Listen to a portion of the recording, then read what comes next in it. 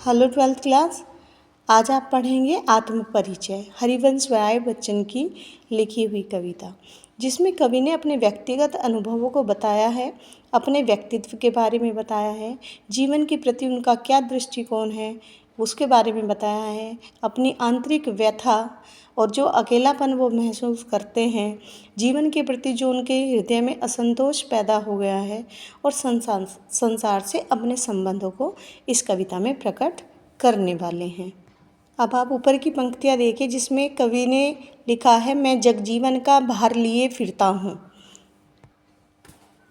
फिर भी जीवन में प्यार लिए फिरता हूँ, कर दिया किसी ने झंकृत जिनको छूकर, मैं सांसों के दो तार लिए फिरता हूँ।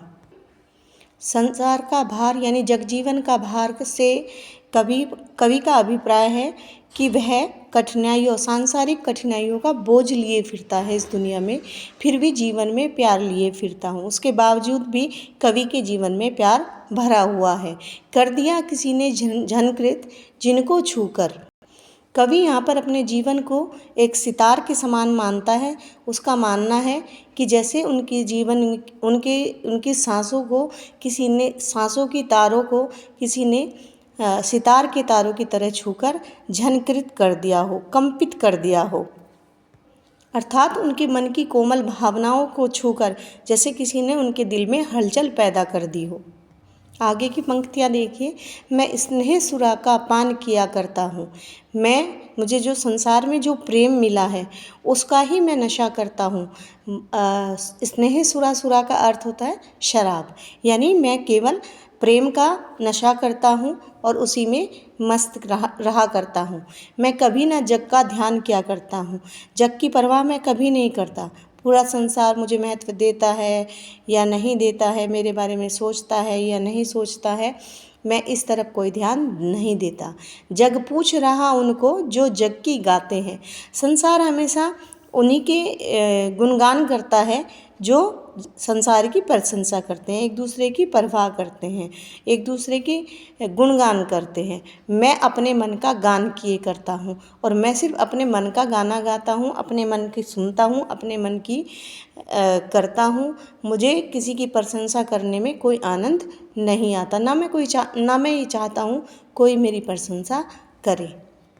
कवि आगे कहते हैं, मैं निज उर के उद्गार लिए फिरता हूँ। उद्गार का अर्थ होता है दिल के भाव। उर यानी हृदय, निज यानी अपने। मैं अपने हृदय में अपने दिल के भावों को लेकर फिरता हूँ। मैं निज उर के उपहार लिए फिरता हूँ और जो मुझे प्रेम रूपी भेंट मिली है मैं उसको अपने हृदय में लिए फिरता हूँ। है यह अपूर्ण संसार ने मुझको भाता। ये संसार अपूर्ण है। लेखक को ये संसार अधूरा क्यों लगता है?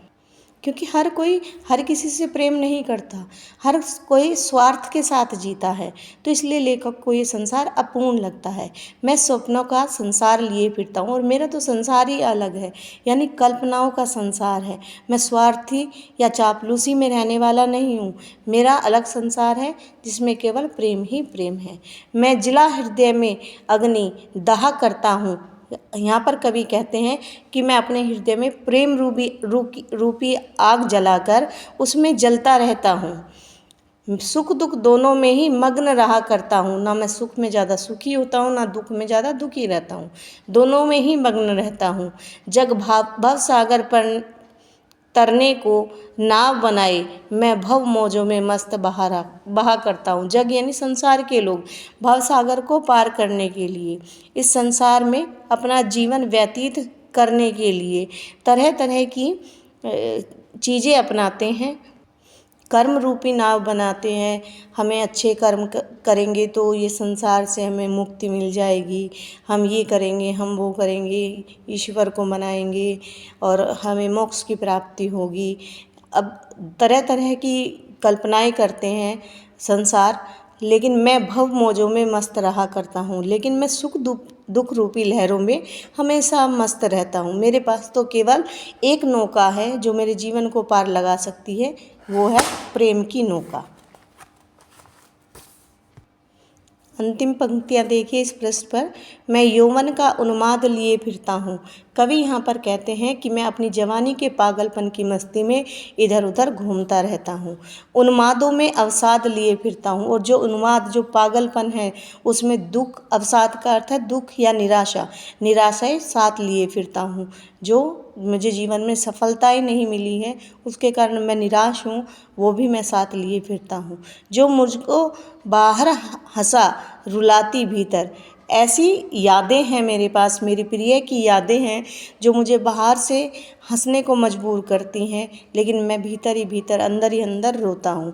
मैं हाय किसी की याद लिए फिरता हूँ, हाय मैं हृदय में किसी की याद को लिए फिरता हूँ, जिस कारण मेरा मन व्याकुल होता है। आगे कहते हैं कवि कि कर यत्न मिटे सब सत्य किसी ने न जाना। इस संसार के लोग सत्य की खोज में लगातार लगे रहे, लेकिन इस संसार को छोड़कर चले गए, लेकिन वो सत्य का पता नहीं लगा सके। नादान वही है हाय जहाँ पर दाना, दाना का अर्थ होता है बुद्धिमान, नादान का अर्थ होता है जो बुद्धिमान नहीं होते, बुद्धिहीन होते हैं। कह रहे इस संसार में चाहे नादान हो या बुद्धिमान, उनको यही नहीं पता है कि संसार में सत्य को नहीं जाना जा सकता है। फिर मूड का अर्थ होता है यहाँ पर मूर्ख। ना क्या जग, क्या यह संसार को मैं मूर्ख ना कहूँ जो इस पर भी ना सीखे। जो इतने लोग सत्य की खोज में लगे रहे और दुनिया से चले गए और अब भी सीखने को तैयार नहीं है, तो क्या मैं ऐसे लोगों को मूर्ख ना समझूँ। मैं सीख रहा हूँ सीखा ज्ञान भुलाना। कवि कह रहे हैं कि मैंने भी संसार में उन लोगों की तरह यही सीखा कि सत्य केवल यही है कि वैभव, लक्ष्मी और ये जोड़ो, सुख संपत्ति जोड़ो, ऐश्वर्य प्राप्त करो। लेकिन जो ये ज्ञान मैं सीख रहा हूँ, सीखा हुआ है मैंने, ये सीखा ज्ञान भुलाना, और ये ज्ञान भुलाना चाहता हूँ। मैं केवल यही जानना, इसी बात में खुश हूँ, इसी मस्ती में खुश हूँ कि मैं जो है अपनी प्रेमिका को याद करता हूँ और मैं किसी के प्रेम में डूबा हुआ हूँ। बाकी मुझे जग की या संसार की किसी बातों से कोई लेना देना नहीं है। आगे कवि कहते हैं मैं और जग में और कहाँ का नाता। यहाँ पर कवि कहते हैं मैं और जग में, मुझ में और संसार में और मुझ में कोई संबंध नहीं है, कोई नाता नहीं है, कोई समानता नहीं है। मैं बना कर कितने जग रोज मिटाता हूँ। मैं अपनी कल्पनाओं से ऐसे संसार पता नहीं रोज बनाता हूँ और रोज मिटा देता हूँ।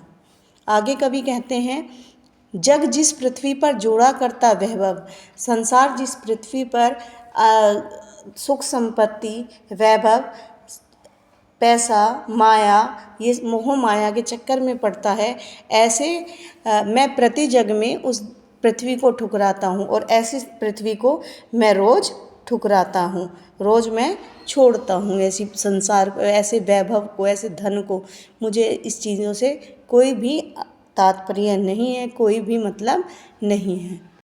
आगे कवि कहते हैं मैं निज रोदन में राग लिए फिरता हूँ।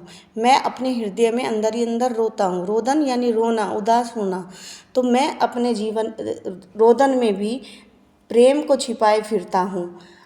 आगे कवि कहते हैं कि शीतल वाणी में आग लिए फिरता हूँ, लेकिन मेरी वाणी तब भी शीतल है। बेशक मेरे अंदर आग, अग्नि भरी हुई है, प्रेम छुपा हुआ है, जो अपूर्ण प्रेम है वो छुपा हुआ है, लेकिन मेरी वाणी फिर भी ठंडी सी, शीतल सी प्रतीत होती है।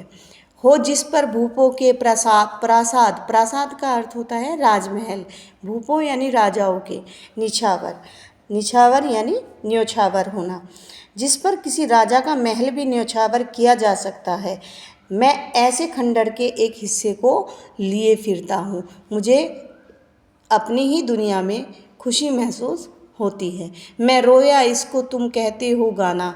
जब मैं रोता हूँ, अर्थात जब मैं अपने मन की पीड़ा महसूस करता हूँ, तो लोग समझते हैं कि मैं गाना गा रहा हूँ, मैं कविता बना रहा हूँ। मैं फूट फूट कर रोया, तो तुम कहते हो उसे छंद बनाना यानी काव्य पद बनाना, पद की रचना करना। क्यों कवि कहकर संसार मुझे अपनाए, मैं नहीं चाहता कि संसार मुझे कवि कहकर अपनाए। मैं दुनिया का हूँ एक नया दीवाना, लोग मुझे एक नया दीवाना समझे जो इतने दुख में भी मस्त रहता है। दुनिया मुझे इस तरीके से जाने। मैं दीवानों का वेश लिए फिरता हूँ, मैं दीवानों की तरह इस दुनिया में घूमता हूँ। मैं मादकता निशेष लिए फिरता हूँ और उसी प्रेम का नशा, उसी प्रेम की मस्ती अपने अंदर लेकर घूमता फिरता हूँ। कवि आगे कहते हैं, जिसको सुनकर जग झूम झुके लहराए। ऐसा संदेश दे रहे हैं वो संसार को, जिसको सुनकर, उस प्रेम भरी मस्ती को सुनकर संसार झूम उठता है। कवि के प्रेम भरे गीतों को सुनकर मस्ती में झूम उठते हैं, प्रेम में झुक जाते हैं, प्रेम में आनंद झूमने लगते हैं प्रेम के अंदर। मैं मस्ती का संदेश लिए फिरता हूँ और उसी तरह की मस्ती का संदेश मैं लोगों को दे रहा हूँ, उसी तरह की कविताएं मैं लिख रहा हूँ। मुझे आशा है आपको ये कविता पसंद आई होगी, आप हरिवंश राय बच्चन की मन की व्यथा को समझ पाए होंगे।